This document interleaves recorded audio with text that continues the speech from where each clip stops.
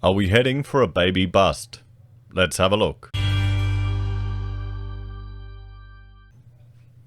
Hello everyone, welcome to another episode of HeiseSays. Grab your stein of coffee and let's have a look at this article from ABC News asking if we're heading for a pandemic baby boom or a bust. Now, I was hoping it would lead to a baby boom. It would be great to have, larger internal population growth. But we'll see. So, the coronavirus pandemic baby boom or bust, history and economics offers an answer. With so many people spending so much time at home and without much to do, you'd be forgiven for thinking Australia is on the cusp of a baby boom. But chances are you'd be wrong. That's a shame. I mean, it's a cheap way to have fun. Come on, guys. Pull your game together. Economists, demographers, obstetricians, and history all point to an expected decline in Australia's birth rate because of the health and economic crisis caused by the pandemic.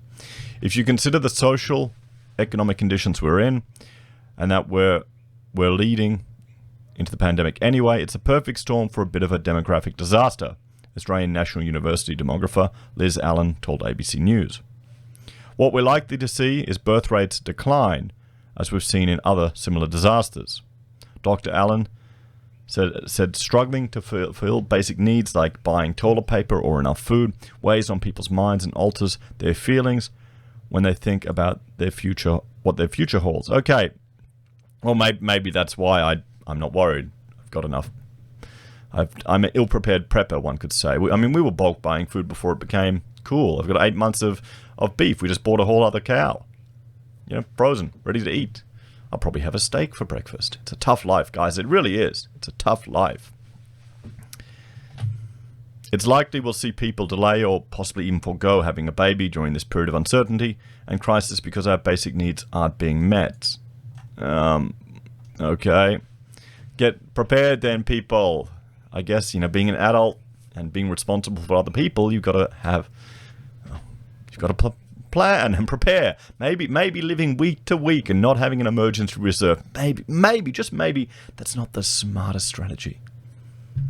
Dr. Allen said, having a child is pretty risky in an uncertain future, and many questions will be going through people's minds as they consider their options. Pretty risky? Oh, come on. What will it be like birthing by oneself in a labour ward? What will it be like bringing up a child in a world where we're unable to play outside or walk outside freely, and we're in constant fear of an invisible virus that's killing people? Well, then just look at the actual statistics and stop letting emotion take control of you. Stop acting hysterical. There you go. Solution. Florian's found the solution right there. Toughen up. Deal with it. Come on. Primary school teacher Chloe Divery has experienced accessing obstetrics services during the pandemic. Yeah, well, so have we. Rachel gave birth on Good Friday. Within months of marrying her husband James in February, she was pregnant. Fantastic. That's good news. People need to have kids. All our dreams had come true, she told ABC News. 2020 was going to be our year even though we were in lockdown. But the pregnancy was cut short when Miss Devery suffered a miscarriage in between Melbourne's 2 lockdowns. Now that's heartbreaking.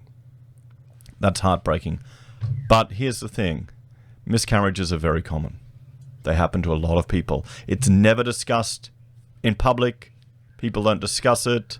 This is why people don't make announcements. One of the reasons why people don't make announcements until 20 weeks. Because they don't want to share that they've had a miscarriage. And it's nothing to be ashamed about. It's something that I would hope should be discussed.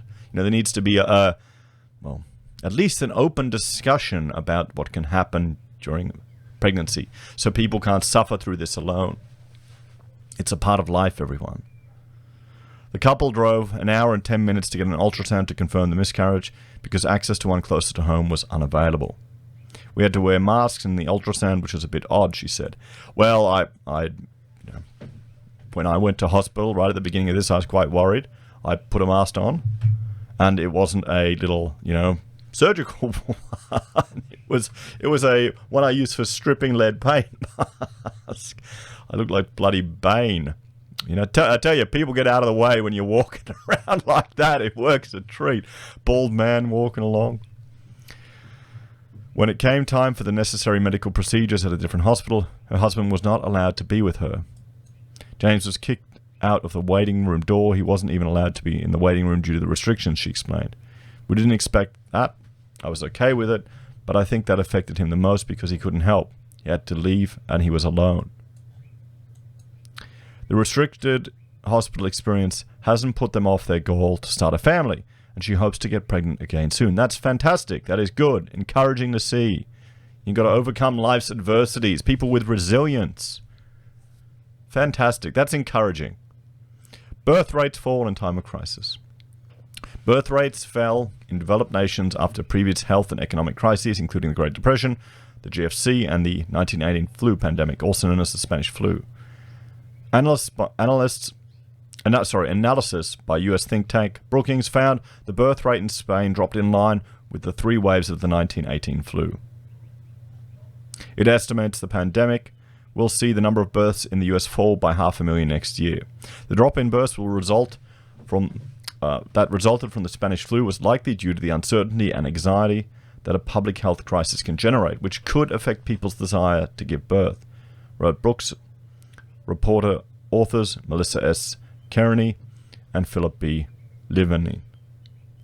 This suggests the pandemic could have a bigger impact since the public health crisis has hit the economy too. The journal Science recently reported that birth rates in the US dropped 13% between 1918 and 1990. It must be noted, many men were fighting in World War I at the time, too, with their absence obviously impacting a woman's ability to have a child. The Brookings research also observed that the Spanish flu took a much greater toll on the young than COVID-19. COVID-19 is not having a large impact on the mortality of people of childbearing age. Only 1% of the deaths reported so far in the US are among those under 35, they observed. On the other hand, a much larger share of the Spanish flu deaths was concentrated on those in their childbearing years. But also, we're all a bunch of softies over. I mean, you got a whole generation that don't even want to have kids. You've got an anti-natalist movement. People think they're doing something for the planet by not having children. I guess it's staying in perpetual childhood. Peter Pan syndrome.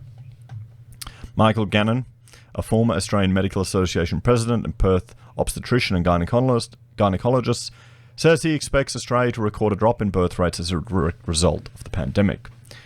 My experience is the genuine fear in the community, he said. I think there's just so much concern about people, about their jobs, about whether or not their business will survive, and a lot of people make decisions not to have another baby when they fear that economic circumstances might make it harder to raise that child. Dr. Gannon told ABC News his patients were weighing up both the health and economic risks when deciding whether to have a baby. When it comes to people faced with economic outlays, for example, an IVF cycle, which might be thousands of dollars, there are people who might think they can no longer afford it, or there are people who are definitely afraid to attend doctors' rooms or to attend the hospital setting, Dr. Gannon explained. So pushing on despite the pandemic. Another couple not letting the health and economic crisis stop their family planning is Lindsay Defries and her partner Jessica Mayers. Miss Defries is nearing the end of her first trimester after a successful round of IVF in June. We were planning to hold off until after a friend's wedding, so we were going to wait until October, but then the restrictions cut their plans short, so they decided to go for it, she said. Good old ABC, hey? The mothers are keen to give their 21-month-old son Archie a sibling, but restricted access to health services mean Miss Myers wouldn't be as present during the medical appointments associated with her partner's pregnancy as she was the first time. I was there for every scan and heard every heartbeat, which is something really nice to be part of. So it's a bit sad this time around. I won't be able to be there for that, but this is the world we're in now. The couple said that didn't dampen their desire to grow their family, nor did the risks linked to the recession. We definitely discussed the financial impact and of starting the IVF process again, she said. We both made sure that we felt secure in our roles at work before moving on to start IVF, and we felt pretty confident that we would be okay with those roles we are in. So another break on population growth. Australia, like most developed countries with an increasing rate of education, has seen its birth rate decline for decades, most notably after the pill was introduced in 1961. So there you go. Boom! Look at that. Look at that. Australia's birth rate is currently at a record low of 1.74%. So our birth rate isn't at replacement levels. We need to be at 2.1%. No civilization has ever recovered from that. That's why we need the migration coming in, everyone. That's why we need it. So, that in its own right isn't necessarily a problem, Dr. Allen said, but it's a problem down the track when we consider the relative proportion of the working age population and those at either end of the life course. The young and old population who require economic injections via income tax that people in the workforce are contributing. Migration ensures we don't rely solely on women reproducing to grow Australia's population. Net overseas migration, the number of people moving to Australia minus the number of people moving out of Australia, was responsible for 60% of the nation's population growth last year, or 210,000 people. Natural increase, the number of people born minus the number of people died, was 139,000. So you can see here, and there you go. Migration is just pushing us up. We need it, guys. We need it. Some argue that that's why you should invest in housing in Australia, because our migration will work. But now with the borders closed, maybe that theory's gone out the window. But with international borders closed indefinitely since March, unless you're a student going to university, then they're not closed for you. You know, one rule for those with political power, the universities, and the rest for us plebs. Seems fair. Of course it's fair. Shut up and do as you're told. Bloody hell. When you think about that, when you think that, you know, it was great Professor Peter MacDonald who set a figure of between 160 and 210 as being what you need in this country to maintain a GDP per capita growth. And there's obviously a big gap there. Prime Minister Scott Morrison told the National Press Club in May, well, we haven't had GDP per capita growth. Well, okay, we have had GDP per capita growth since the GFC, but it's been declining, so we've been below trend. So our economic growth has been depressed since the GFC. Since he made those comments, Melbourne has gone into lockdown and Victoria's emergency level has been extended. Any aspirations Australia may have with New Zealand as its first international travel partner are again off the table, with troubling outbreaks in both nations. It's unlikely Australia will be able to rely on net overseas migration to boost population numbers for some time. So population growth boosts economic growth. A slowing birth rate and a plunge in migration is an undesirable mix in the midst of a recession when a growing population is needed to boost the economy. Over time, population growth is also really important, both for sustaining businesses, but also for helping to sustain the services that we rely on. Grattan Institute Chief Executive and economist Danielle Wood explained. Migration has become increasingly important for supporting growth in the economy. We've had a lot of studies showing that particularly Australia's skilled migration program has been important in allowing Australian businesses to get the skills they need to continue producing output, but also boosting demand across the economy and improving the living standards for everyone. More people of working age means more taxes for government to spend on the things we need, like roads, hospitals, community services, and the things we don't need. Although a bigger population also means more demand pressures on those services. Exactly. In July, Treasurer Josh Frydenberg warned population growth was expected to slow to 0.6% in 2021, the lowest since 1617. That's assuming international borders at least partially reopen on July 1 next year. Demographers at the University of Queensland and University of Melbourne have predicted a worst-case scenario where Australia's population drops 4%, or by 1.4 million by 2040, compared to a scenario where the pandemic never happened, which is why the government wants more women like Miss Jeffries and Miss Devry to have a baby. Baby bonus 2. That's prompted questions about whether the government should deliver a scheme similar to the Howard Costello era baby bonus, which saw payments of between $2,500 to $5,000 for each child born between 2001 and 2008. Dr. Allen said balancing the birth rate was a bit like walking a tightrope. There are issues in having a baby boom as well, he said. She doesn't want to see women encouraged to have another one for the country like Costello did in 2004. There are economic pressures associated with having a major demographic boom of children that then require services. Ms. Wood said a broader, more long-term approach to help people have a child would be better than a one-off payment. If you want to do something about defraying the economic cost of children in order to incentivize people to think about having more, rather than do it as a baby bonus, I would focus on expanding the parental leave scheme, as well as doing something seriously about out-of-pocket costs for children. For childcare, sure. What about we look at what is happening in Hungary? Don't you never have to pay any more tax when you have 5 children?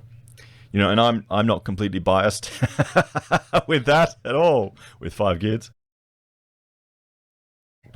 You know, that's it. Come on.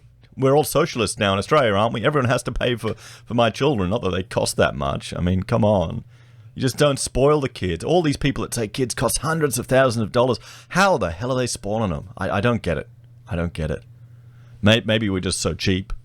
Maybe we're just so cheap. Or is it because of all the kids that are learning how to save, buying all the precious metals? That could be it. That has to be it, doesn't it? Miss Jeffries and her partner, Miss Myers, agreed a one-off payment isn't the best way to encourage a higher birth rate. I think it would be more beneficial to find ways to improve job stability, she said. I would definitely not say no if someone wanted to give me $5,000. But when you talk about people who are out of work, when you talk about people who aren't getting enough hours, those are the issues that will help people be more financially stable when it comes to raising their kids. So what do you think, everyone? Do you think we need a baby boom? What suggestions would you put in place to encourage more people to have children? You know, I honestly think if housing simply becomes more affordable and you get to the point where only one person needs to work, that'll encourage more people to have kids. You know, because think about it. What's more rewarding? Working in an office, slaving away for someone else, or spending time with your family? And literally, I'm hearing voices there. I probably have to go and make hot chocolate right now. Let me know your thoughts and opinions on this one in the comments, guys. Please like, share, and subscribe to the channel. If you're a fan and want to support the content we create here, there are a few ways you can. You can join the channel on YouTube or Patreon. You can use our affiliate links at Amazon, eBay, Independent Reserve, or Kucoin. You can buy merch from HeiseSays, use Gold Pass from the Perth Mint, or support us via PayPal. Take care, have a great day. I'll see you next time.